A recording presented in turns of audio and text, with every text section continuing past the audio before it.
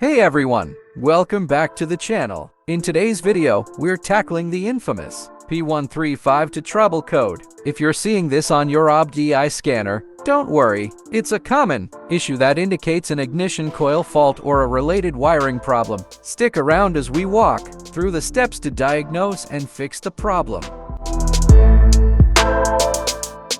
The P1352 code is related to the ignition control module circuit. It usually means that your vehicle's engine control module, or ECM, is having trouble communicating with the ignition control system. This can affect how your engine starts or runs. Faulty ignition control module, damaged or faulty ignition coil, poor wiring or connections, glow plug relay malfunction in diesel engines, ECM engine control module malfunction, though this is less common.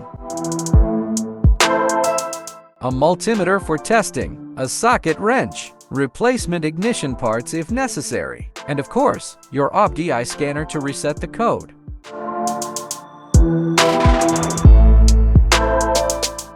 Locate the ignition control module ICM. Refer to your vehicle's manual to find the ICM. It's usually near the distributor or mounted on the engine. Disconnect wiring. Carefully disconnect the wiring harness from the ICM. There may be clips or screws holding it in place. Gently pull the ICM away from its mount. Be careful not to damage any connectors or surrounding components.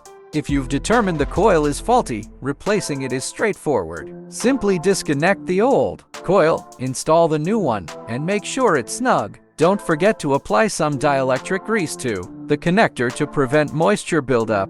Once you've replaced the coil or fixed the wiring, go ahead and clear the P1352 code using your OBDI scanner. Now, start the engine and take your car for a test drive. Monitor for any warning lights and scan for codes after driving to make sure everything's fixed.